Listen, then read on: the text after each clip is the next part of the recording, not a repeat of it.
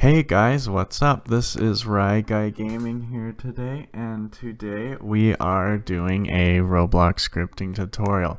Now I know it has been forever, so we are just going to jump straight in. I'm not going to do very much talking. So today we are going to be doing something you guys have been asking for a long time, and something that I thought I would never teach you. It's not inventories, it's not, oh, that skill button doesn't even work, but it is an interact tool. So when you click on things, little messages pop up that tell you what is going on around you. And I put that one into the floor, but that one's kind of dumb. You don't really have to. And so whenever I click on something, this little message will pop up down here and tell me about it. And I can pick what I want the message to say and what objects I want to contain the message. And so in order to do that, what you're going to do is you are going to first create a script. We will get into the script later, but let me tell you how the actual message works. So over here in workspace, I have my guy Tommy right here. As you can see now, he's highlighted. And so what I'm going to do is go into him and go into his torso. And as you can see here, I have a string value called examine. And in the value is where I put what I want the little message down here to say when I click on him. And I think I also put one in his head, yeah, just so if they can click on his head or his body to examine him. But it's up to you. Any part that the player clicks on that has an examine string value in it will show up down here with the text in the value property. So now that I've shown you that, let's go ahead and hop into the script and we can look at that. So let me pull up the script view. So just a sec, it's this one. And so here we are in the script, and so I'm just going to go through it with you line by line, so hopefully we can understand this pretty well. So the first thing you're going to do is, of course, get the player, and then the next thing you're going to do is from that player you're going to get their mouse so you can get where they clicked. And then you're going to create a function called onClicked, and you're going to need iName, iState, and iObject. You aren't really going to use a lot of those parameters, but you need them just for the way that it's called.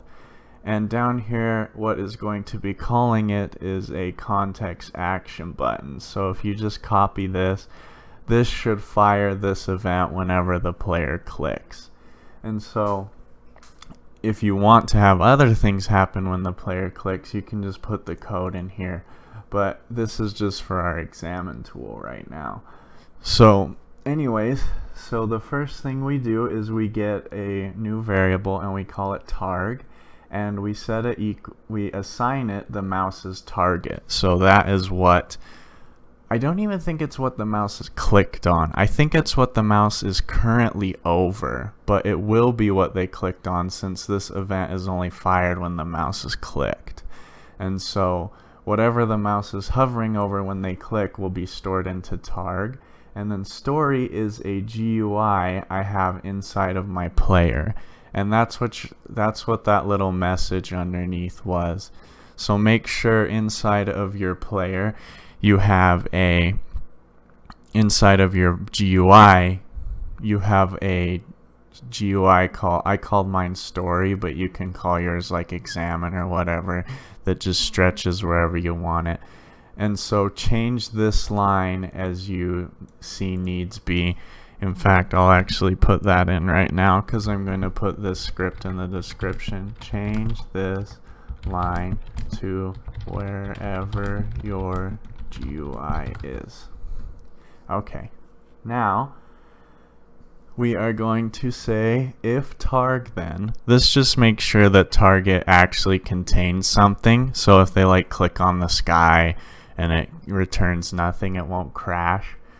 And then the next line, if targ findFirstChild examine is not equal to nil, then so this looks for that examine string value. And if it's there, we're going to do these lines. And so it's going to set the GUI visible, and it's going to excuse me, it's going to set the GUI's text to the text inside the examined value. And then it's going to wait a couple seconds. You can change this here depending on how long you want the message to show up. On how long you want the message to be on screen. And then this last line just sets the GUI back to invisible.